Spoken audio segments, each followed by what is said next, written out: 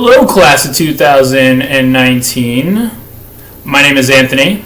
I'm Brittany. And I'm Abby. And we're just going to talk to you a little bit about our research. So our research title is The Effects of Lateral Hip Self-Mobilization versus Posterior-Anterior Self-Mobilization on the Hip Extension Range of Motion and Force Production in Healthy Adults.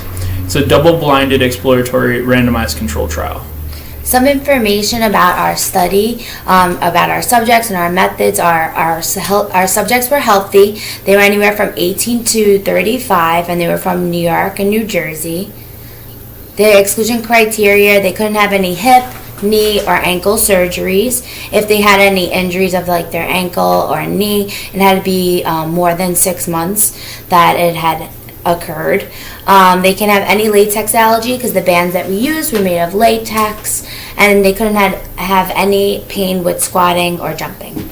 We contacted local gyms in the area to see if we could then get participants from them. In addition, we also contacted members from the cohorts of the DPT program at the school. So for this video, we also had to discuss a SWOT analysis, which is the strengths, the weaknesses, opportunities, and threats. So what was great about this research topic is that we all shared an interest for a manual technique, so we applied that to our research. Luckily, a lot of us had friends and family that owned gyms, which we utilized during our research. Another strong aspect to our research is, to our knowledge, we are one of the first research studies to look at the use of mobility bands and their effect that they play on both increasing mobility and performance. Another thing is we also had almost the equal amount of males and female subjects in our study. Okay, so some of the weaknesses in our study is that we used healthy subjects, so our findings can't be generalized to the public. The other thing is that our research was based on immediate findings, not on long-lasting effects. Also, we did not do a hip screen prior to our research, secondary to time constraints, because our study already took 15 to 20 minutes. And when we had a lot of participants, it took even longer. Another thing is we had to work with gym owners' schedules and managers' schedules. Therefore, sometimes that caused a little time issues and scheduling problems. So hip range of motion can be very difficult, specifically using goniometry. Goniometry has a very small degree of error between 5 and 10 degrees, which can make it very difficult and inaccurate. In addition to that error increases with the hip. So using one person to measure hip range of motion can be very difficult and cause more confounding variables. In addition to that, our study did not use a control group. It was very difficult to try to get that many participants to do two types of interventions and a control. So that was definitely limiting to our results. Hint, hint. Somebody may have to use a control group in future research. For future opportunities with this research, there is a lot. Throughout the physical therapy world, there is a lot of work in both mobility, movements, and mobilizations of certain joints. If you look online, if you look in the clinic, a lot of people are using mobility bands and self-mobilizations. And they're very useful and helpful in giving out to people to do on their own at home.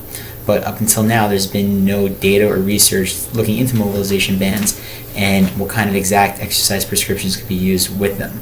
So one thing that could be very helpful through this research and with a lot of future studies is trying to come up with an exact number, an exact range to use with these bands to give to people for home exercise programs. Up to this point, we've never found any type of exact prescription to this, but this would give a lot of opportunity to future studies to both take this research and move forward with it to see if they can find at what specific range does the joint have to be distracted in order to get some type of effect, whether it be increased performance or increased mobility. So some threats where we're not able to generalize these findings to those that had ankle or knee injuries, and also those that are out of state. Also, the bands lose their elastic capacity, so with overuse, people would have to alternate in between bands. We only did our research on the hip, so it can't be generalized to any other joint in the body. And of course, the individual range of motion for participants varied as well. There were certain variations between the types of glides used. It was noticeably easier for people performing the posterior and anterior glide than those performing the lateral glide. Also, individual strength and balance performance played a huge difference in how people responded to the testing, in that some people had difficulty maintaining the amount of force provided by that band for their body weight, and that could have been a threat to the research. Okay, class of 2019, we're going to just give you some parting words of wisdom and advice that might just help you along your research.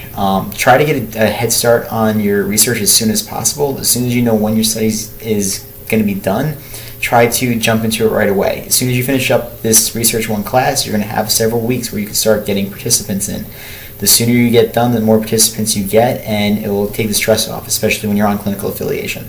If you guys are using any equipment, we suggest that you make it that's easy to transport or bring to different locations, or you can bring it to your actual subjects to make it easier to get subjects. But with that being said, a lot of the protocol that you're going to be doing, make sure that you have a set test run that you might want to do with a few participants so that you work out any of the kinks. If any of you guys are interested in any other research involving both joint mobilizations, mobility bands, or any type of improvement of movement, we'd really like you guys to try to look into the research that we did, or trying to do any type of future research studies based off of that. We've donated most of our equipment to the facility for you guys to have access to, and we definitely think there's a lot of opportunities for people to move forward with this research. So if any of you guys have any questions on the research we did, please feel free to ask all of us. We'd also like to give the class of 2019 permission to use this video and any research that we've done for future research studies. In addition, we'd like to put out a big warm thank you to Dr. Adir for being our research mentor. We honestly don't think we could have done it without her. She was a really big help along the way. We'd like to thank Gary Schiffman for allowing us to use the jump mat, Rebecca Wright for helping us out with physics and making sure our numbers are on point, Angela Mazza of One Fitness Performance Center for allowing us to use their facility to get participants, Joe of CrossFit Dark Athletics for allowing us to use his facility, and the Dominican College cohorts for allowing us to help, or for you guys to help us out with our research study. Thank you guys very much. Good luck! Take care.